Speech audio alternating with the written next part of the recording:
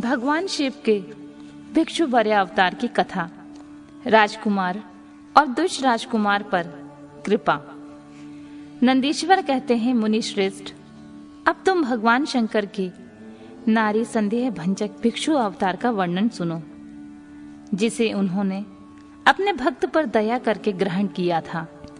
विदर्भ देश में सत्यरथ नाम से एक प्रसिद्ध राजा थे, जो धर्म में तत्पर, सत्यशील और बड़े बड़े शिव भक्तों से प्रेम करने वाले थे। धर्मपूर्वक पृथ्वी का पालन करते हुए उनका बहुत सा समय सुखपूर्वक बीत गया। तदनंतर किसी समय शाल्व देश के राजाओं ने उस राजा की राजधानी पर आक्रमण करके उसे चारों ओर से घेर लिया। बलोन्मत्त शाल्व देशीय क्षत्रियों के साथ, जिनके पास बहुत बड़ी सेना थी, राजा सत्यरथ पर भयंकर बड़ा युद्ध हुआ। शत्रुओं के साथ दारुण युद्ध करके उनकी बड़ी भारी सेना नष्ट हो गई। फिर देवयोग से राजा भी शाल्वों के हाथ मारे गए। उन नरेश के मारे जाने पर मरने से बचे हुए सैनिक मंत्रियों सहित भय से बिहल होकर भाग खड़े हुए। मुने, उस समय विदर्भ राज सत्यरथ की महारानी शत्रुओं से घिरी होने के कारण कोई प्रयत्न करके रात के समय अपने नगर से बाहर निकल गईं। वे गर्भवती थीं, अतः शोक से संतृप्त हो भगवान शंकर के चरणार बिंदों का चिंतन करती हुई वे धीरे धीरे पूर्व दिशा की ओर बहुत दूर चली गईं। सवेरा होने पर रानी ने भगवान शंकर की दया से एक निर्मल सरोवर देखा। उस समय तक वे बहुत दूर का रास्ता तय कर चुकी थीं। सरोवर के तट पर आकर वे सुकुमारी रानी एक छायादार वृक्ष के नीचे बैठ गईं। भाग्यवश उसी निर्जन स्थान में वृक्ष के नीचे ही रानी ने उत्तम गुणों से युक्त शुभ मुहूर्त में एक दिव्य बालक को जन्म दिया, जो सभी शुभ लक्षणों से संपन्न था। देववश उस बालक की जननी महारानी को बड़ी जोर से प्यास लगी। तब वे पानी पीने के लिए उस सरोवर में उतरी। इतने में ही एक बड़े भारी ग्रह ने आकर रानी को अपना ग्रास बना लिया।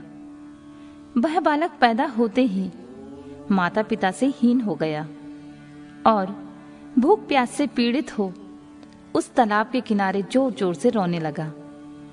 इतने में ही उस पर कृपा करके भगवान महेश्वर वहां आ गए और उस शिशु की रक्षा करने लगी।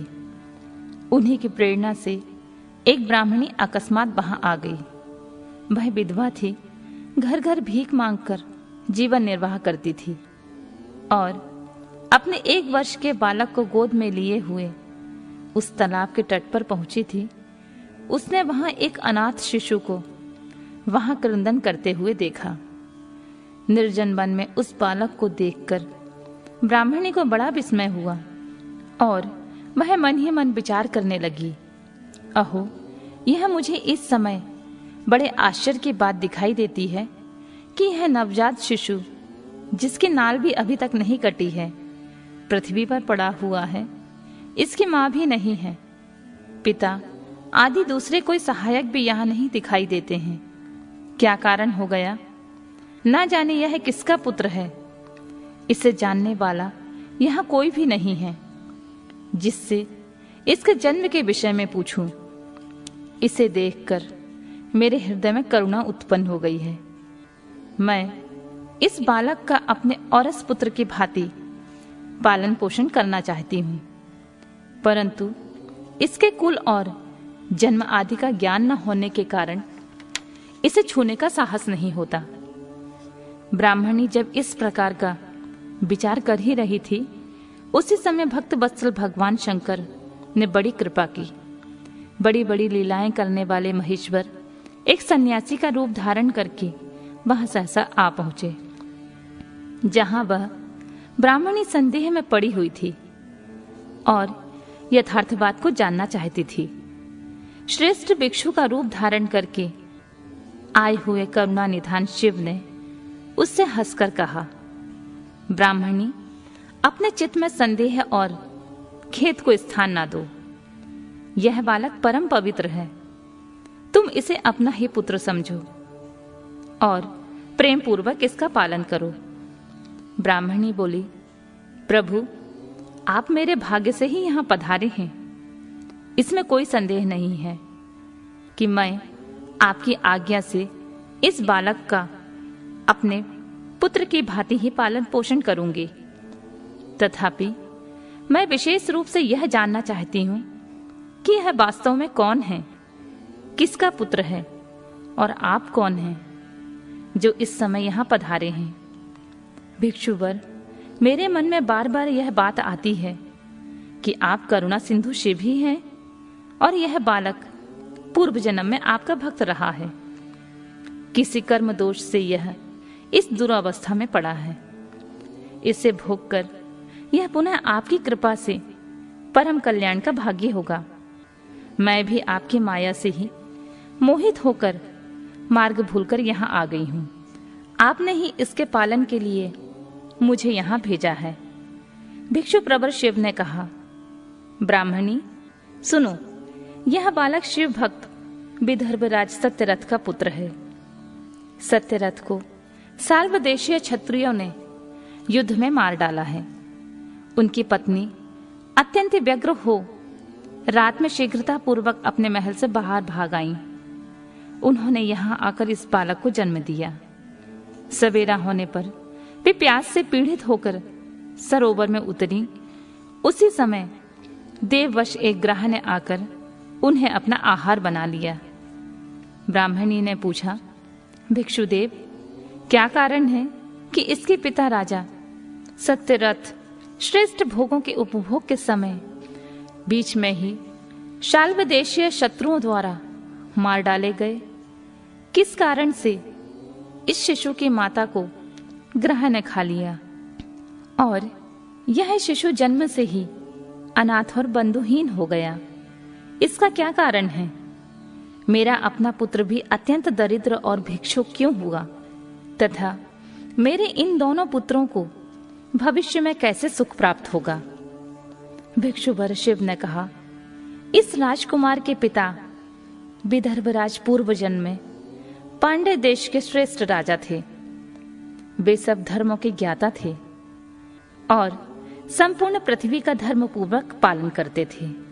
एक दिन प्रदोष काल में राजा भगवान शंकर का पूजन कर रहे थे और बड़ी भक्ति से त्रिलोकीनाथ महादेव जी की आराधना में संलग्न थे।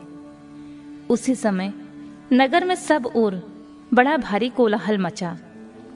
उस उत्कट शब्द को सुनकर राजा ने बीच में ही भगवान शंकर की पूजा छोड़ दी और नगर में क्षोभ फैलने की आशंका से राजभवन से बाहर निकल गए। इसी समय राजा का महाबली मंत्री शत्रु को पकड़कर उनके समीप ले आया और वह शत्रु पांडव राज का ही सामंत था। उसे देखकर राजा ने क्रोधपूर्वक उसका मस्तक कटवा दिया। शिव पूजा छोड़कर नियम को समाप्त किए बिना ही राजा ने रात में ही भोजन कर लिया। इसी प्रकार राजकुमार भी प्रदोष काल में शिव जी की पूजा किए बिना ही भोजन करके सो गया। वही राजा दूसरे जन्म में विदर्भराज हुआ था। शिव जी की पूजा में विघ्न होने के कारण शत्रुओं ने उसको सुख भोगने के बीच में ही मार डाला। पूर्व जन्म में जो उसका पुत्र था वही इस जन्म में भी हुआ है। शिव जी की पूजा का उल्लंघन करने के कारण यह दरिद्रता को प्राप्त हुआ है। इसकी माता ने पूर्व जन्म में छल से अपनी सौत को मार डाला था। उस महान पाप के कारण ही वह इस जन्म में ग्राह के द्वारा मारी गई। ब्राह्मणी, यह तुम्हारा पुत्र पूर्व जन्म में उत्तम ब्राह्मण था। इसने सारी आयु केवल दान लेने में ही बिताई है, यज्ञ आदि सत्कर्म नहीं किए हैं, इसीलिए यह दरिद्रता को प्राप्त हुआ है। उस दोष का निवारण करने के लिए अब तुम भगवान शंकर की शरण में जाओ। वे दोनों बालक यज्ञोपवीत संस्कार के पश्चात भगवान शिव की आराधना करें। भगवान शिव इनका कल्याण करेंगे। इस प्रकार ब्राह्मणी को उपदेश देकर भिक्षु का शरीर धारण करने वाले भक्त वत्सल शिव ने उसे अपने उत्तम स्वरूप का दर्शन कराया। उन्हें साक्षात शिव जानकर ब्राह्मण पत्नी ने प्रणाम किया और प्रेम से गद्यवाणी द्वारा उनकी स्तुति की। तत्पश्चात भगवान शिव वहीं अंत ध्यान हो गए। उनके चले जाने पर ब्राह्मणी उस बालक को लेकर अपने पुत्र के साथ घर को चली गई। एक चक्र नाम के सुंदर ग्राम में उसने अपना घर बना रखा था। वह उत्तम अन्न से अपने बेटे तथा राजकुमार का भी पालन पोषण करने लगी। यथा समय ब्राह्मणों ने उन दोनों का यज्ञोपवीत संस्कार किया। वे दोनों शिव की पूजा में तत्पर रहते हुए घर पर ही बड़े हुए। शांडिल्य मुनि के उपदेश से नियम परायण हो वे दोनों शुभ व्रत रखकर प्रदोष काल में शंकर जी की पूजा करते थे। एक दिन दुष्कुमार राजकुमार को साथ लिए बिना ही नदी में स्नान करने के लिए गया। वहां उसे निधि से भरा हुआ एक सुंदर कलश मिल गया। इस प्रकार भगवान शिव की पूजा करते हुए उन दोनों कुमारों का उसी घर में 1 वर्ष व्यतीत हो गया। तदनंतर एक दिन राजकुमार उस ब्राह्मण कुमार के साथ वन में गया। वहां अकस्मात एक गंधर्व कन्या आ गई। उसके पिता ने वह कन्या राजकुमार को दे दी। गंधर्व कन्या से विवाह करने के पश्चात राजकुमार निष्कंटक राज्य भोगने लगे। जिस ब्राह्मण पत्नी ने पहले अपने पुत्र की भांति उसका पालन पोषण किया था, वही उस समय राजमाता हुई और वह ब्राह्मण कुमार उसका भाई हुआ। राजा का नाम धर्मगुप्त था। इस प्रकार देवेश्वर शिव की आराधना करके राजा धर्मगुप्त अपनी उस रानी के साथ विदर्भ देश में राजोचित सुख का उपभोग करने लगा। यह मैंने तुमसे शिव के भिक्षुवर अवतार का वर्णन किया है, जिन्होंने राजा धर्मगुप्त को बाल्यकाल में ही सुख प्रदान किया था।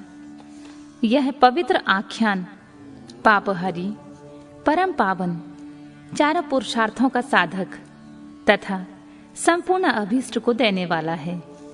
जो प्रतिदिन एकाग्रचित होकर इसे सुनता है या सुनाता है, वह इस लोक में संपूर्ण भोगों का उपभोग करके अंत में भगवान शिव के धाम में जाता है।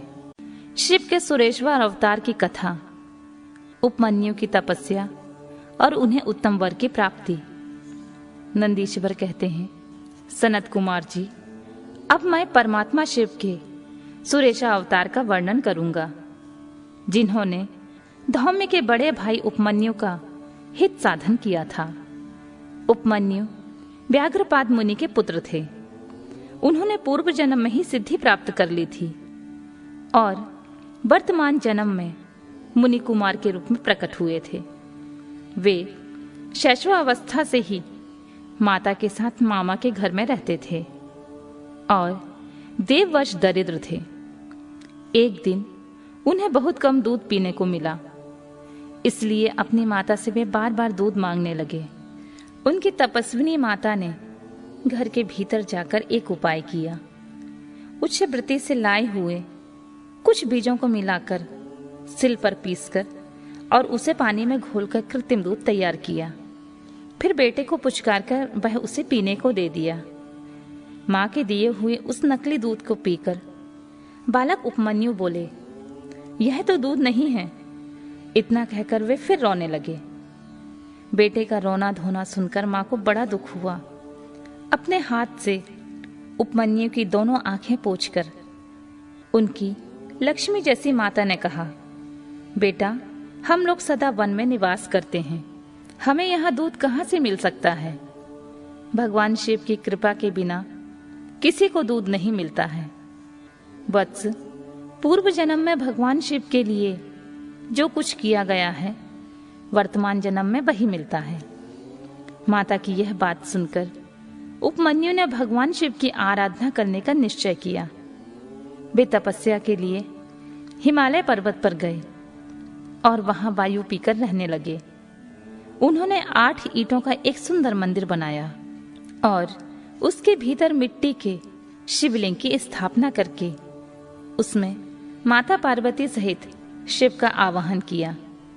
तत्पश्चात जंगल के पत्र पुष्प आदि लेकर भक्तिभाव से पंचाक्षर मंत्र के उच्चारण पूर्वक सामने शिव की पूजा करने लगे। माता पार्वती और शिव का ध्यान करके उनकी पूजा करने के पश्चात वे पंचाक्षर मंत्र का जाप करते थे। इस तरह दीर्घ काल तक उन्होंने बड़ी भारी तपस्या की। मुने बालक उपमन्यु की तपस्या से चराचर प्राणियों सहित त्रिभुवन संतृप्त हो उठा। तब देवताओं की प्रार्थना से उपमन्यु की भक्तिभाव की परीक्षा लेने के लिए भगवान शंकर उनके समीप पधारे। उस समय शिव ने देवराज इंद्र का, पार्वती ने शची का, नंदीश्वर वृषभ ने ऐरावत हाथी का तथा शिव के गणों ने संपूर्ण देवताओं का रूप धारण कर लिया। निकट आने पर सुरेश्वर रूपधारी शिव ने बालक उपमन्यु को वर मांगने के लिए कहा।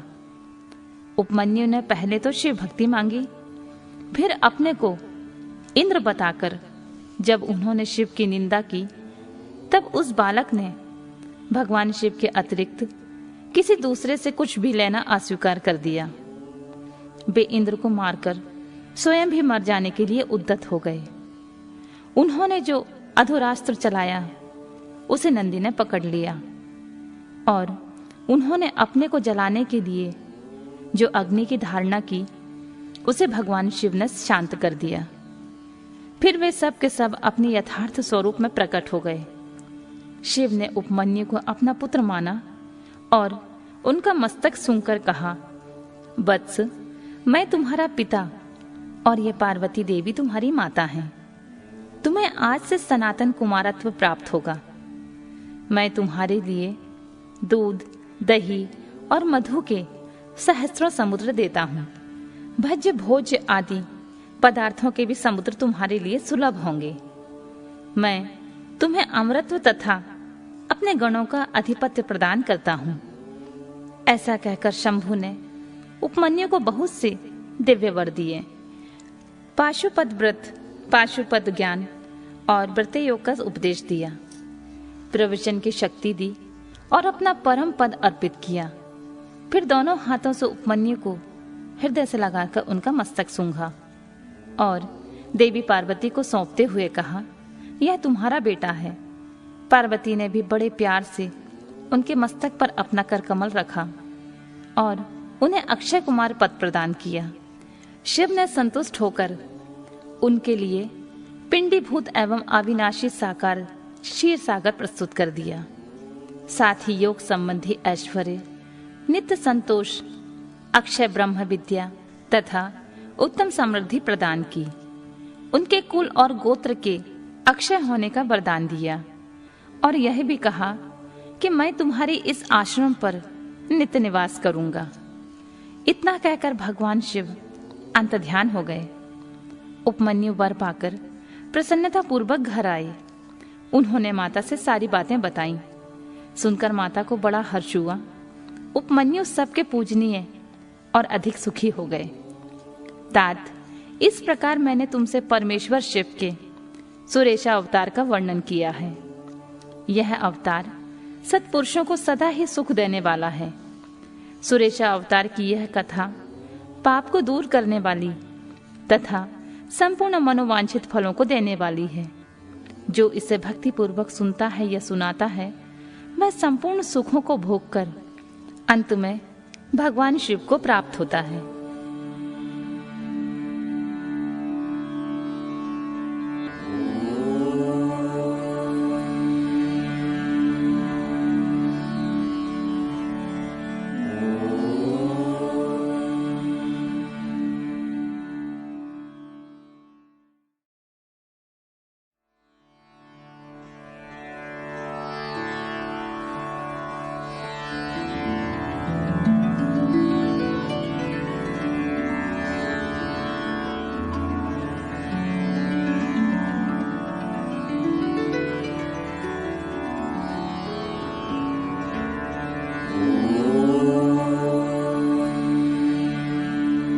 अगला अध्याय।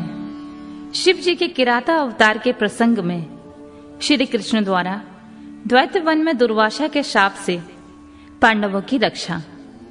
व्यास जी का अर्जुन को शक्र विद्या और पार्थिव पूजन की विधि बताकर तप के लिए सम्मति देना। अर्जुन का इंद्रकील पर्वत पर तप, इंद्र का आगमन और अर्जुन को वरदान।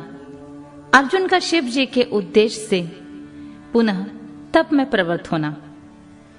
तदनंतर पार्वती के विवाह प्रसंग में हुए जटिल नर्तक एवं द्विज अवतारों की, फिर अश्वत्थामा अवतार की बात कहकर नंदीश्वर जी आगे कहते हैं, बुद्धिमान सनत कुमार जी, अब तुम पिनाकधारी भगवान शिव के किरात नामक अवतार का वर्णन सुनो।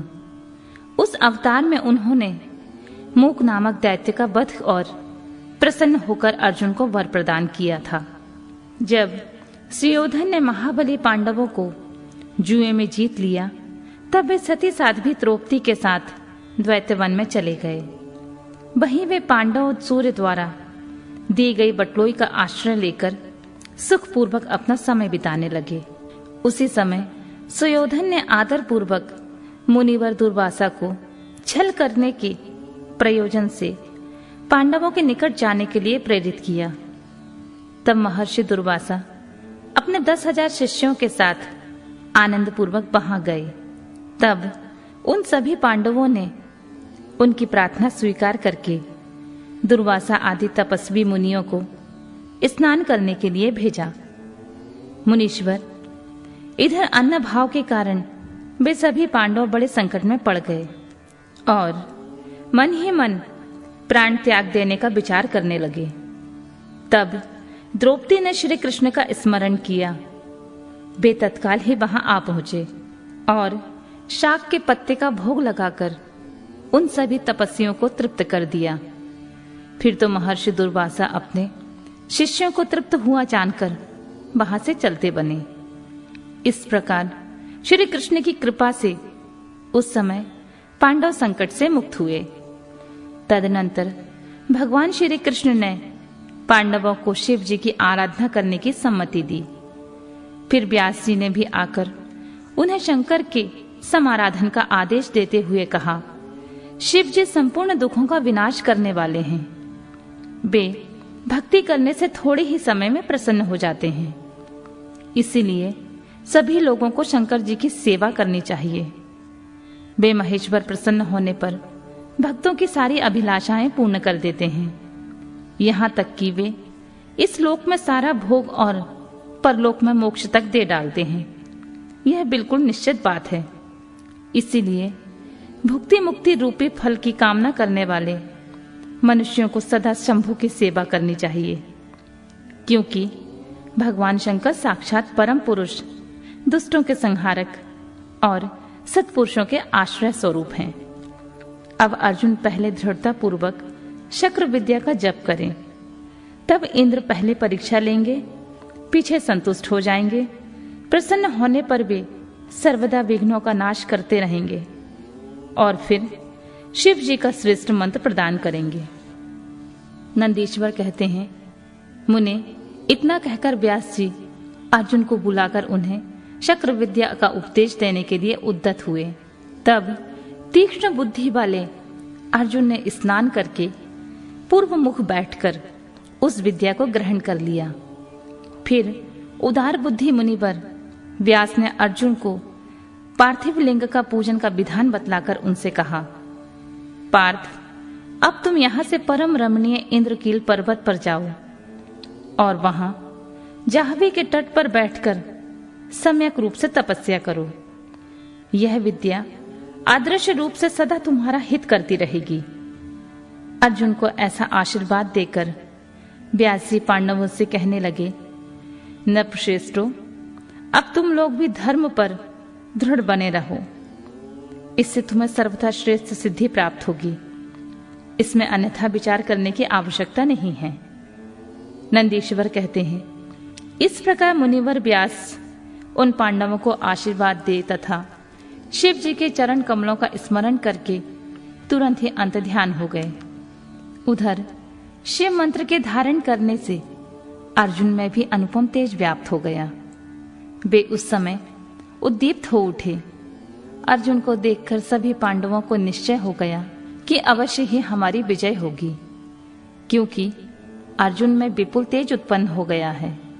जब उन्होंने अर्जुन से कहा, व्यास जी के कथन से ऐसा प्रतीत होता है कि इस कार्य को केवल तुम ही कर सकते हो, यह दूसरों के द्वारा कभी भी सिद्ध नहीं हो सकता। अतः जाओ और हम लोगों का जीवन सफल बनाओ। तब अर्जुन ने चारों भाइयों तथा द्रौपदी से अनुमति मांगी। उन लोगों को अर्जुन के बिछोह का दुख तो हुआ, पर कार्य की महत्ता देखकर सभी ने अनुमति दे दी।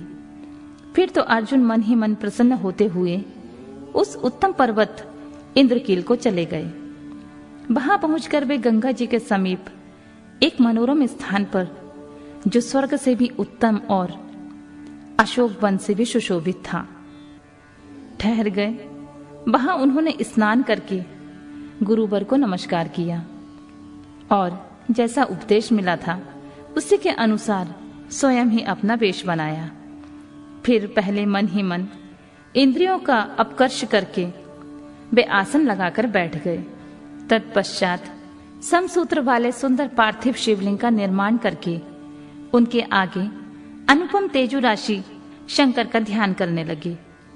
वे तीनों समय स्नान करके अनेक प्रकार से बारंबार शिव जी की पूजा करते हुए उपासना में तत्पर हो गए। तब अर्जुन के शिरोभाग से तेज की ज्वाला निकलने लगी। उसे देखकर इंद्र के गुप्तचर भयभीत हो गए। वे सोचने लगे, यह यहां कब आ गया। पुनः उन्होंने ऐसा विचार किया कि यह घटना इंद्र को बतला देनी चाहिए। ऐसा सोचकर वे तत्काल ही इंद्र के समीप गए। गुप्तचरों ने कहा, देवेश, वन में एक पुरुष तप कर रहा है, परंतु हमें पता नहीं है कि वह देवता है, ऋषि है, सूर्य है या अग्नि है। उसी के तेज से संतृप्त होकर हम आपके सन्निकट आए हैं। हमने उसका चरित्र भी आपसे निवेदित कर दिया है। अब आप जैसा उचित समझें वैसा करें। नंदीश्वर कहते हैं, मुने, उन गुप्तचरों के यूं कहने पर इंद्र को अपने पुत्र अर्जुन का सारा मनोरथ ज्ञात हो गया। तब वे पर्वत रक्षकों को विदा करके स्वयं वहां जाने का विचार करने लगे। विप्रवर, इंद्र अर्जुन की परीक्षा करने के लिए वृद्ध ब्रह्मचारी ब्राह्मण का वेश बनाकर वहां पहुंचे।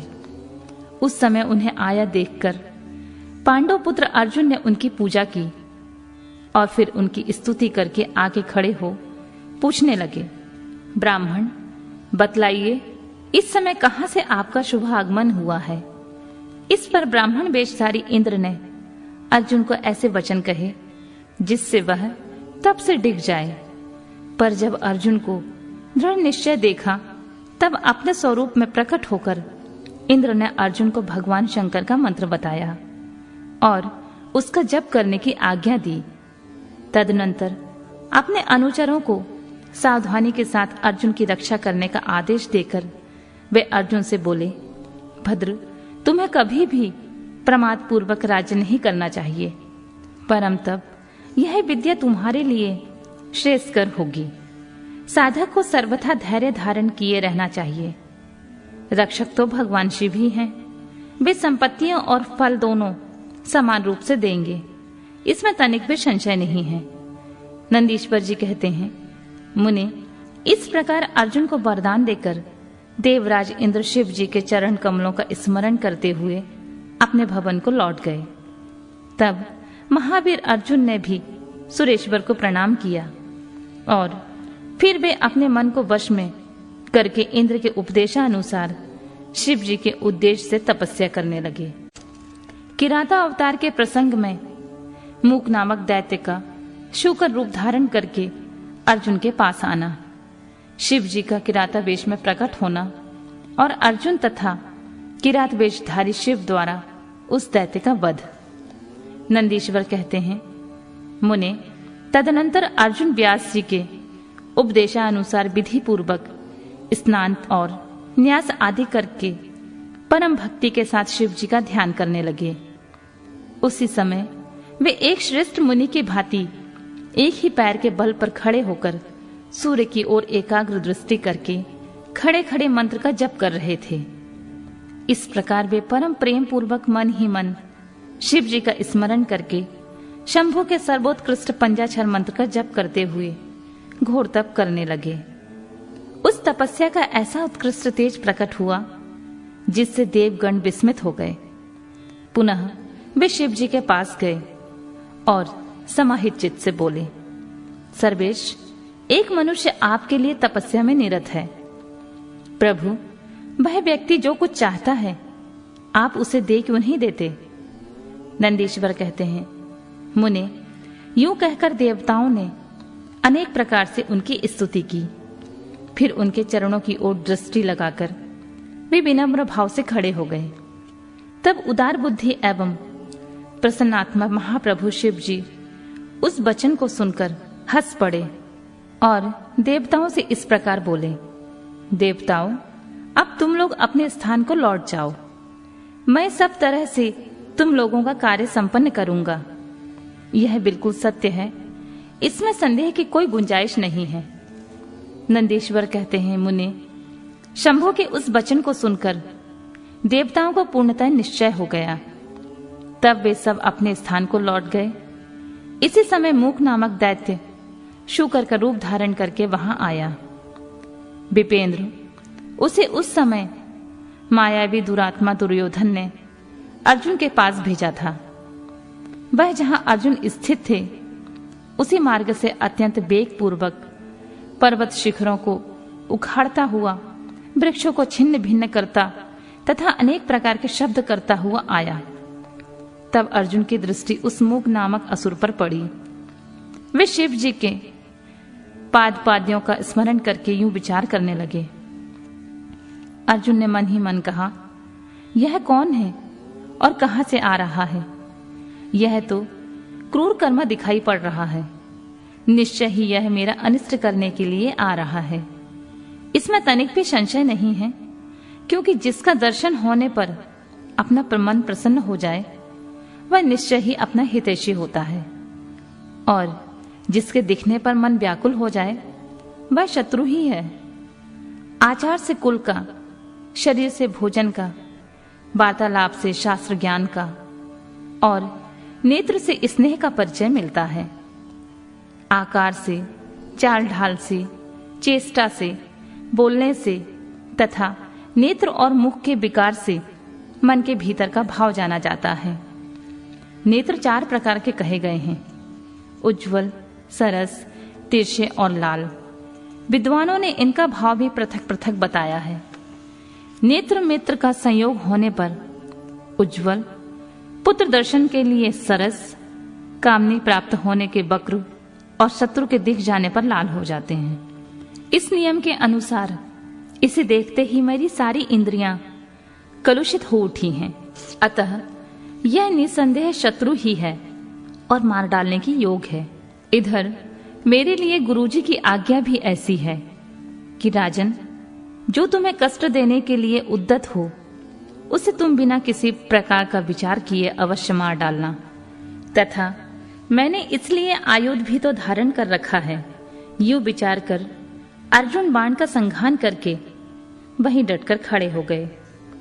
इस बीच भक्त वत्सल भगवान शंकर अर्जुन की रक्षा, उसकी भक्ति की परीक्षा और उस दैत्य का नाश करने के लिए शीघ्र ही वहां आ पहुंचे। उस समय उनके साथ गणों का युद्ध भी था और वे महान अद्भुत सुशिक्षित भील का रूप धारण किए हुए थे। उनकी कांच बंधी हुई थी और उन्होंने वस्त्र खंडों से ईशान वज्र बांध रखा था। उनके शरीर पर श्वेत धारियां चमक रही थी। पीठ पर बाणों से भरा हुआ तरकस बंधा हुआ था और वे स्वयं धनुष बाण धारण किए हुए थे। उनका गण युद्ध भी वैसी ही साज सज्जा से युक्त था। इस प्रकार शिव भीलराज बने हुए थे। वे सेना अध्यक्ष होकर तरह तरह के शब्द करते हुए आगे बढ़े। इतने में सुअर की इस गुर्राहट का शब्द 10 दिशाओं में गूंज उठा। उस शब्द से पर्वत आदि सभी जड़ पदार्थ झन्ना उठे। तब उस वनेचर के शब्द से घबराकर अर्जुन सोचने लगे, अहो, क्या ये भगवान शिव तो नहीं जो यहाँ शुभ करने के लिए पधारे हैं? क्योंकि मैंने पहले से ही सुन रखा है। पुनः श्री कृष्ण और व्यास जी ने भी ऐसा कहा है तथा देवताओं ने भी बारंबार स्मरण करके ऐसी ही घोषणा की है कि शिव जी कल्याणकर्ता और सुखदाता हैं। वे मुक्ति प्रदान करने के कारण मुक्तिदाता कहे जाते हैं। उनका नाम स्मरण करने से मनुष्यों का निश्चय ही कल्याण होता है। जो लोग सर्वभाव से उनका भजन करते हैं उन्हें स्वप्न में भी दुख का दर्शन नहीं होता। यदि कदाचित कुछ दुख भी आ जाता है तो उसे कर्मजनित समझना चाहिए, सो भी बहुत की आशंका होने पर भी थोड़ा होता है, अथवा उसे विशेष रूप से प्रारब्ध का ही दोष मानना चाहिए, अथवा कहीं कहीं भगवान शंकर अपनी इच्छा से थोड़ा सा या अधिक दुख भुगता कर फिर निसंदेह उसे दूर कर देते हैं। वे विष को अमृत और अमृत को विष बना देते हैं। यूं जैसी इच्छा होती है वैसा वे करते हैं। भला उन समर्थ को कौन मना कर सकता है? अन्यान प्राचीन भक्तों की भी ऐसी ही धारणा थी। अतः भावी भक्तों को सदा इसी विचार पर अपने मन को स्थिर रखना चाहिए। लक्ष्मी रहे अथवा चली जाए, मृत्यु आंखों के सामने ही क्यों न उपस्थित हो जाए, लोग निंदा करें अथवा प्रशंसा, परंतु शिव भक्ति से दुखों का विनाश होता ही है। शंकर अपने भक्तों को चाहे वे पापी हो या पुण्यात्मा सदा सुख देते हैं। यदि कभी वे परीक्षा लेने के लिए भक्तों को कष्ट में डाल देते हैं तो अंत में दयालु स्वभाव होने के कारण वे ही उसके सुखदाता भी होते हैं। फिर तो वह भक्त उसी प्रकार निर्मल हो जाता है जैसे आग में तपाया हुआ सोना शुद्ध हो जाता है। इसी तरह की बातें मैंने पहले भी मुनियों के मुख से सुन रखी थी। अतः मैं शिव जी का भजन करके उसी में उत्तम सुख प्राप्त करूंगा। अर्जुन यूं ही विचार कर रहे थे, तब तक बाण का लक्ष्य भूत महासुअर आ पहुंचा। उधर शिव जी भी उस सुअर के पीछे लगे हुए दिख पड़े। उस समय उन दोनों के मध्य वह शूकर अद्भुत शिखर सा दिख रहा था। उसकी बड़ी महिमा भी कही गई है। तब भक्त वत्सल भगवान शंकर अर्जुन की रक्षा के लिए बड़े वेग से आगे बढ़े। इसी समय उन दोनों ने उस शूकर पर बाण चलाया। शिव जी के बाण का लक्ष्य उसका पुच्छ भाग था और अर्जुन ने उसके मुख को अपना निशाना बनाया था। शिव जी का बाण उनके पुच्छ भाग से प्रवेश करके मुख के रास्ते से निकल गया और शीघ्र ही भूमि में विलीन हो गया, तथा अर्जुन का बाण उसके पिछले भाग से निकलकर बगल में ही गिर पड़ा। तब वह शूकर रूपधारी दैत्य उसी क्षण मरकर भूतल पर गिर पड़ा। उस समय देवताओं को महान हर्ष प्राप्त हुआ। उन्होंने पहले तो जय जयकार करते हुए पुष्पों की वृष्टि की, फिर वे बारंबार नमस्कार करके स्तुति करने लगे। उस समय उन दोनों ने दैत्य के उस क्रूर रूप की ओर दृष्टिपात किया। उसे देखकर शिव जी का मन संतुष्ट हो गया और अर्जुन को महान सुख प्राप्त हुआ। तत्पश्चात अर्जुन मन ही मन विशेष रूप से सुख का अनुभव करते हुए कहने लगे, अहो, यह श्रेष्ठ दैत्य परम अद्भुत रूप धारण करके मुझे मारने के लिए आया था, परंतु शिव जी ने ही मेरी रक्षा की। निसंदेह उन परमेश्वर ने आज इसे मारने के लिए मेरी बुद्धि को प्रेरित किया है। ऐसा विचार करके अर्जुन ने शिव नाम संकीर्तन किया और फिर बारंबार उनके चरणों में प्रणाम करके उनकी स्तुति की। अर्जुन और शिव दूत का वार्तालाप। किरात वेशधारी शिव जी के साथ अर्जुन का युद्ध। पहचानने पर अर्जुन द्वारा शिव स्तुति। शिव जी का अर्जुन को वरदान देकर अंत ध्यान होना। अर्जुन का आश्रम पर लौटकर भाइयों से मिलना। श्री कृष्ण का अर्जुन से मिलने के लिए वहां पधारना। नंदीश्वर कहते हैं, महाज्ञानी सनत कुमार जी, अब परमात्मा शिव की लीला का श्रवण करो, जो भक्त वत्सल से युक्त तथा उनकी दृढ़ता से भरी हुई है। तदनंतर शिव जी ने उस बाण को लाने के लिए तुरंत ही अपने अनुचर को भेजा। उधर अर्जुन भी उसी निमित्त से वहां आए। इस प्रकार एक ही समय में रुद्रानुचर तथा अर्जुन दोनों बाण उठाने के लिए वहां पहुंचे। तब अर्जुन ने उसे डरा धमकाकर अपना बाण उठा लिया। यह देख उस अनुचर ने कहा, ऋषि सप्तम, आप क्यों बाण ले जा रहे हैं? यह हमारा सायक है, इसे यहीं छोड़ दीजिए। बिल्लराज के उस अनुचर द्वारा यूं कहे जाने पर मुनिश्रेष्ठ अर्जुन ने शंकर जी का स्मरण किया और इस प्रकार कहा, वनेचर, तू बड़ा मूर्ख है, तो बिना सोचे समझे क्या बक रहा है? इस बाण को तो मैंने अभी अभी छोड़ा है, फिर यह तेरा कैसे?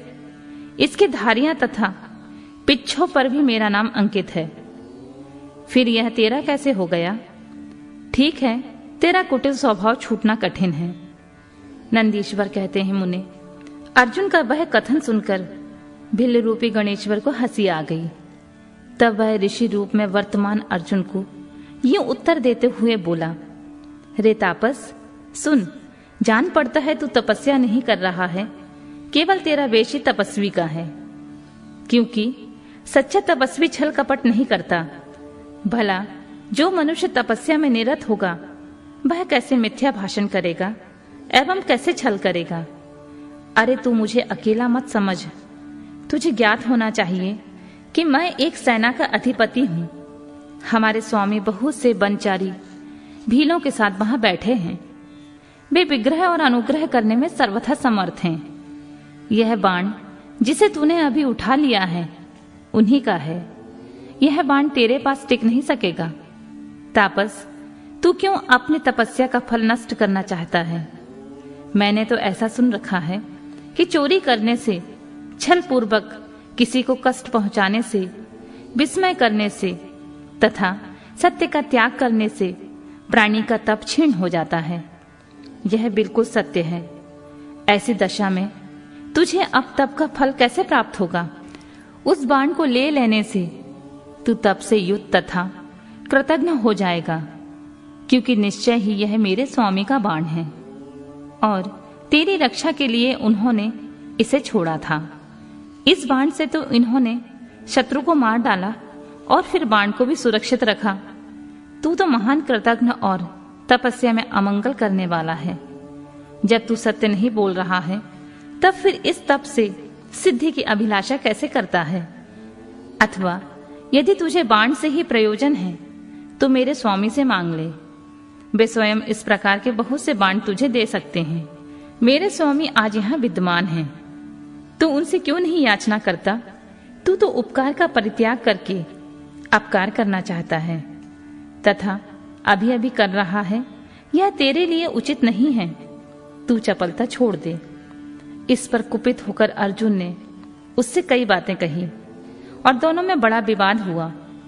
अंत में अर्जुन ने कहा, बनचारी भील, तू मेरी सार बात सुन ले।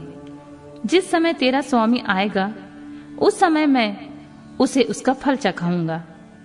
तेरे साथ युद्ध करना तो मुझे शोभा नहीं देता, अतः मैं तेरे स्वामी के साथ लोहा लूंगा, क्योंकि सिंह और गीदड़ का युद्ध हास्यप्रद ही माना जाता है। भील, तूने मेरी बातें तो सुन ली हैं, अब तो मेरे महान बल को भी देखेगा।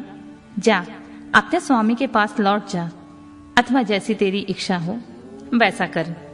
नंदीश्वर कहते हैं, मुने, अर्जुन के यूं कहने पर वह भील जहां शिव अवतार सेनापति किरात विराजमान थे वहां गया और भीलराज से अर्जुन का सारा वचन विस्तार पूर्वक कह सुनाया। उसकी बात सुनकर उन किरातेश्वर को महान हर्ष हुआ। तब भील रूपधारी भगवान शंकर अपनी सेना के साथ वहां गए। उधर पांडव पुत्र अर्जुन ने भी जब किरात की उस सेना को देखा तब वे भी धनुष बाण लेकर सामने आकर डट गए। तदनंतर किरात ने पुनः उस दूत को भेजा और उसके द्वारा भरतवंशी महात्मा अर्जुन को यूं कहलवाया। किरात ने कहा, तपस्विन, तनिक इस सेना की ओर तो दृष्टिपात करो। अरे, अब तुम बाण छोड़कर जल्दी भाग जाओ। क्यों तुम इस समय एक सामान्य काम के लिए प्राण गंवाना चाहते हो? तुम्हारे भाई दुख से पीड़ित हैं और स्त्री तो उनसे बढ़कर दुखी है। मेरा तो ऐसा विचार है कि ऐसा करने से भी पृथ्वी भी तुम्हारे हाथ से चली जाएगी। नंदीश्वर कहते हैं, मुने, जब अर्जुन की सब तरह से रक्षा करने के लिए किरात रूपधारी परमेश्वर शंभु ने उनकी भक्ति की दृढ़ता की परीक्षा के निमित्त ऐसी बातें कही, तब वह शिवदूत उसी समय अर्जुन के पास पहुंचा और उसने सारा वृतांत उनसे विस्तार पूर्वक कह सुनाया। उसकी बात सुनकर अर्जुन ने उस समागत दूत से पुनः कहा, दूत, तुम जाकर अपने सेनापति से कहो कि तुम्हारे कथनानुसार करने से सारी बातें विपरीत हो जाएंगी। यदि मैं तुम्हें अपना बाण दे देता हूं तो निसंदेह मैं अपने कुल को दूषित करने वाला सिद्ध हो जाऊंगा। इसलिए भले ही मेरे भाई दुखार्त हो जाएं तथा मेरी सारी विद्याएं निष्फल हो जाएं, परंतु तुम आओ तो सही। मैंने ऐसा कभी नहीं सुना कि कहीं सिंह गीदड़ से डर गया हो। इसी प्रकार राजा कभी भी वनेचा से भयभीत नहीं हो सकता। नंदीश्वर कहते हैं, मुने, अर्जुन के यूं कहने पर दूत पुनः अपने स्वामी के पास लौट गया और उसने अर्जुन की कही हुई सारी बातें उसके सामने विशेष रूप से निवेदन कर दी। उन्हें सुनकर किरात वेशधारी सेना नायक महादेव जी अपनी सेना के साथ अर्जुन के सम्मुख आए। उन्हें आया हुआ देखकर अर्जुन ने शिव जी का ध्यान किया, फिर निकट जाकर उनके साथ अत्यंत भीषण संग्राम छेड़ दिया। इस प्रकार गणों सहित महादेव जी के साथ अर्जुन का घोर युद्ध हुआ। अंत में अर्जुन ने शिव जी के चरण कमल का ध्यान किया। उनका ध्यान करने से अर्जुन का बल बढ़ गया। तब वे शंकर जी के दोनों पैर पकड़कर उन्हें घुमाने लगे। उस समय भक्त वत्सल महादेव जी हंस रहे थे। मुने, भक्त पराधीन होने के कारण वे अर्जुन को अपनी दास्ता प्रदान करना चाहते थे, इसलिए उन्होंने ऐसी लीला रची थी, अन्यथा ऐसा होना सर्वथा असंभव था। तत्पश्चात शंकर जी ने भक्त परवस्ता के कारण मुस्कुराकर वहीं अपना सौम्य एवं अद्भुत रूप सहसा प्रकट कर दिया। पुरुषोत्तम शिव जी का जो स्वरूप वेदों, शास्त्रों और पुराणों में वर्णित है तथा व्यास जी ने अर्जुन को ध्यान करने के लिए जिस सर्व सिद्धिदाता रूप का उपदेश दिया था, शिव जी ने वही रूप दिखाया। तब ध्यान द्वारा प्राप्त होने वाले शिव जी के उस सुंदर रूप को देखकर अर्जुन को महान विस्मय हुआ। फिर वे लज्जित होकर स्वयं पश्चाताप करने लगे। अहो, जिनको मैंने प्रमुख रूप से वर्ण किया है, वे त्रिलोकी के अधीश्वर कल्याण करता साक्षात स्वयं शिव तो ही है। हाय, इस समय मैंने यह क्या कर डाला। अहो, भगवान शिव की माया तो बड़ी बलवती है। वह बड़े बड़े मायावियों को मुंह में डाल देती है। फिर मेरी भी साथी क्या? उन्हीं प्रभु ने अपने रूप को छिपाकर यह कौन सी लीला रची है। मैं तो उनके द्वारा छला गया। इस प्रकार अपनी बुद्धि से भली भांति विचार करके अर्जुन ने प्रेम पूर्वक हाथ जोड़कर मस्तक झुकाकर भगवान शिव को प्रणाम किया। फिर खिन्न मन से यूं कहा, देवादिदेव महादेव, आप तो बड़े दयालु हैं तथा भक्तों के कल्याण करता हैं। सर्वेश, आपको मेरा अपराध क्षमा कर देना चाहिए। इस समय आपने अपने रूप को छिपाकर यह कौन सा खेल किया है। आपने तो मुझे छल लिया है प्रभु। आप स्वामी के साथ युद्ध करने वाले, मुझको धिक्कार है। नंदीश्वर कहते हैं, मुनि, इस प्रकार पांडु पुत्र अर्जुन को महान पश्चाताप हुआ। तत्पश्चात वे शीघ्र ही महाप्रभु शंकर जी के चरणों में लौट गए। यह देखकर भक्त वत्सल महेश्वर का चित्त प्रसन्न हो गया। तब वे अर्जुन को अनेक प्रकार से आश्वासन देकर यूं बोले, पार्थ, तुम तो मेरे परम भक्त हो, अतः खेद न करो। यह तो मैंने आज तुम्हारी परीक्षा लेने के लिए ऐसी लीला रची थी, इसलिए तुम शोक छोड़ दो। नंदीश्वर कहते हैं, मुने, यूं कहकर भगवान शिव ने अपने दोनों हाथों से पकड़कर अर्जुन को उठा लिया और अपने तथा गणों के समक्ष उनकी लाज का निवारण किया। फिर भक्त वत्सल भगवान शंकर वीरों में मान्य पांडव पुत्र अर्जुन को सब तरह से हर्ष प्रदान करते हुए प्रेम पूर्वक बोले, पांडवों में श्रेष्ठ अर्जुन, मैं तुम पर परम प्रसन्न हूं, अतः अब तुम वर मांगो। इस समय तुमने जो मुझ पर प्रहार और आघात किया है उसे मैंने अपनी पूजा मान लिया है। साथ ही यह सब मैंने जो अपनी इच्छा से किया है, इसमें तुम्हारा अपराध ही क्या? अतः तुम्हारी जो लालसा हो वह मांग लो, क्योंकि मेरे पास कोई वस्तु भी ऐसी नहीं है जो तुम्हारे लिए अदेय हो। यह जो कुछ हुआ है वह शत्रुओं में तुम्हारे यश और राज्य की स्थापना के लिए अच्छा ही हुआ। तुम्हें इसका दुख नहीं मानना चाहिए। अब तुम अपनी सारी घबराहट छोड़ दो। नंदीश्वर जी कहते हैं, मुने, भगवान शंकर की यूं कहने पर अर्जुन भक्ति पूर्वक सावधानी से खड़े होकर शंकर जी से बोले, शंभु, आप तो बड़े उत्तम स्वामी हैं, आपको भक्त बहुत प्रिय हैं। देव, भला मैं आपकी करुणा का क्या वर्णन कर सकता हूं। सदाशिव, आप तो बड़े कृपालु हैं। यूं कहकर अर्जुन ने महाप्रभु शंकर की भक्ति युक्त एवं वेद सम्मत स्तुति आरंभ की। अर्जुन बोले, आप देवाधिदेव को नमस्कार है। कैलाशवासी, आपको प्रणाम है। सदाशिव, आपको अभिवादन है। पंचमुख परमेश्वर, आपको मैं सिर झुकाता हूँ। आप जटाधारी तथा 3 नेत्रों से विभूषित हैं, आपको बारंबार प्रणाम है। आप प्रसन्न रूप वाले तथा सहस्रों मुखों से युक्त हैं, आपको प्रणाम है नीलकंठ। आपको मेरा नमस्कार प्राप्त हो। मैं सद्योजात का अभिवादन करता हूँ। वामांग में गिरजा को धारण करने वाले वृषभध्वज, आपको प्रणाम है। 10 भुजाधारी आप परमात्मा को पुनः पुनः अभिवादन है। आपके हाथों में डमरू और कपाल शोभा पाते हैं तथा आप मुंडों की माला धारण करते हैं, आपको नमस्कार है। आपका श्री विग्रह शुद्ध स्फटिक तथा निर्मल कपूर के समान गौर वर्ण का है। हाथ में पिनाक सुशोभित है तथा आप उत्तम त्रिशूल धारण किए हुए हैं, आपको प्रणाम है गंगाधर। आप व्याघ्र चर्म का उत्तरीय तथा गज चर्म का वस्त्र लपेटने वाले हैं, आपके अंगों में नाग लिपटे रहते हैं, आपको बारंबार अभिवादन है। सुंदर लाल लाल चरणों वाले, आपको नमस्कार है।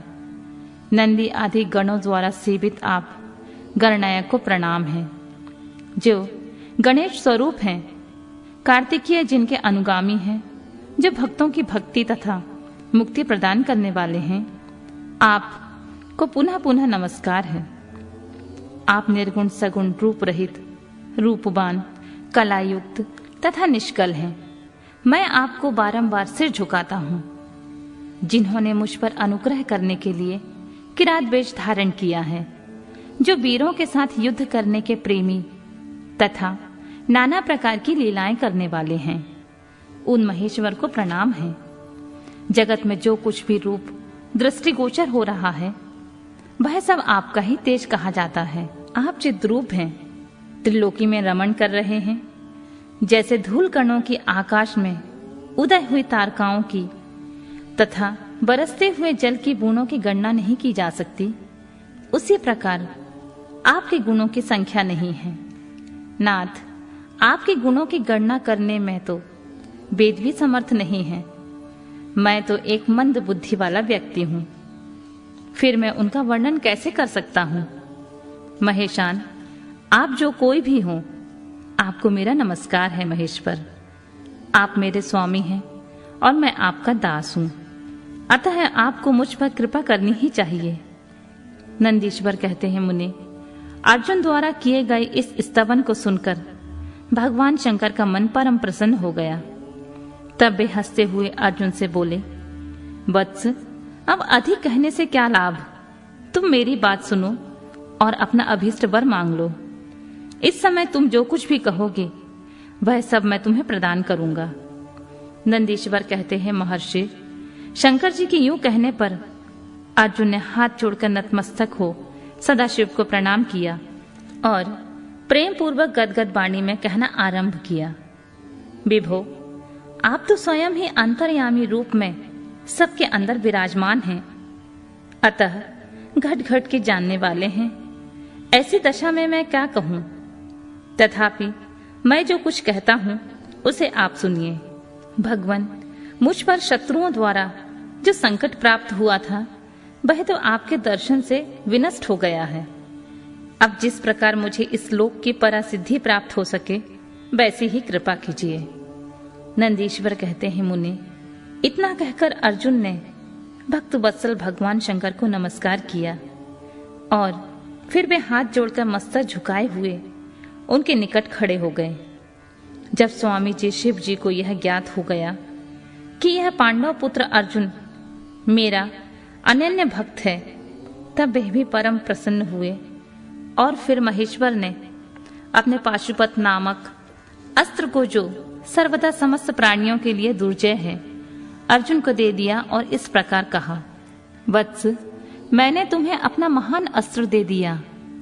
इसे धारण करने से अब तुम समस्त शत्रुओं के लिए अजय हो जाओगे। जाओ, विजय लाभ करो। साथ ही मैं श्री कृष्ण से भी कहूंगा, वे तुम्हारी सहायता करेंगे, क्योंकि श्री कृष्ण मेरे आत्मस्वरूप भक्त और मेरा कार्य करने वाले हैं। भारत, मेरे प्रभाव से तुम निष्कंठक राज भोगो और अपने भाई युधिष्ठिर से सर्वदा नाना प्रकार के धर्म कार्य कराते रहो। नंदीश्वर कहते हैं, मुनि, यूं कहकर शंकर जी ने अर्जुन के मस्तक पर अपना कर कमल रख दिया और अर्जुन द्वारा पूजित हो वे शीघ्र ही अंत ध्यान हो गए। इस प्रकार भगवान शंकर से वरदान और अस्त्र पाकर अर्जुन का मन प्रसन्न हो गया। तब वे अपने मुख्य गुरु शिव का भक्ति पूर्वक स्मरण करते हुए अपने आश्रम को लौट गए। वहां अर्जुन से मिलकर सभी भाइयों को ऐसा आनंद प्राप्त हुआ मानो मृतकों के शरीर में प्राण का संचार हो गया हो। उत्तम व्रत का पालन करने वाली द्रौपदी को अत्यंत सुख मिला। जब वह उन पांडवों को यह ज्ञात हुआ कि शिवजी परम संतुष्ट हो गए हैं, तब उनके हर्ष का पार नहीं रहा। उन्हें उस संपूर्ण वृतांत के सुनने से तृप्ति ही नहीं होती थी। उस समय उस आश्रम में महामनस्वी पांडवों का भला करने के लिए चंदन युक्त पुष्पों की वृष्टि होने लगी। तब उन्होंने हर्षपूर्वक संपत्ति दाता तथा कल्याणकर्ता शिव को नमस्कार किया। 13 वर्ष की अवधि को समाप्त हुई जानकर यह निश्चय किया कि अवश्य ही हमारी विजय होगी। इसी अवसर पर जब श्री कृष्ण को पता चला कि अर्जुन लौटकर आ गए हैं, तब यह समाचार सुनकर उन्हें बड़ा सुख मिला और वे अर्जुन से मिलने के लिए वहां पधारे तथा कहने लगे कि इसलिए मैंने कहा था कि शंकर जी संपूर्ण कष्टों का विनाश करने वाले हैं। मैं नित्य उनकी सेवा करता हूं, अतः आप लोग भी उनकी सेवा करें। मुनि, इस प्रकार मैंने शंकर जी के किरात नामक अवतार का वर्णन किया। जो इसे सुनता है अथवा दूसरों को सुनाता है, उसकी सारी कामनाएं पूर्ण हो जाती हैं।